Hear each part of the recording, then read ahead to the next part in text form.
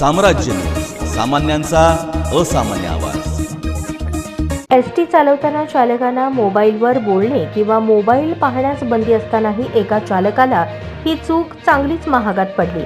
दादर ते स्वारगेट पुणे करता निघालेल्या एका शिवनेरी चालक काल मोबाईलवर IPLची मॅच पाहत बस चालवत असल्याचा व्हिडिओ चित्रफित व्हायरल झाल्यानंतर एसटी महामंडळाने कारवाई केली आहे।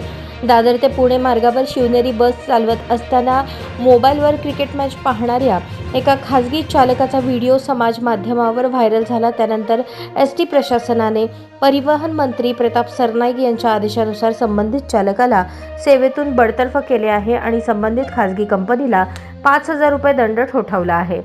काल सायंकाळी 7 वाजता दादर येथून स्वारगेट पुण्यासाठी निघालेली खासगी शिवनेरी बसमधील चालक रात्री लोणावळ्याजवळ बस चालवत क्रिकेट मॅच पाहत असलेले चित्रीकरण संबंधित बसमधून प्रवास करणाऱ्या प्रवाशांनी परिवहन मंत्री सरनाईक यांना पाठवले। याबाबत सरनाईक यांनी तातडीने एसटीच्या वरिष्ठ अधिकाऱ्यांना नियमानुसार कठोर कारवाई करण्याचे आदेश दिले।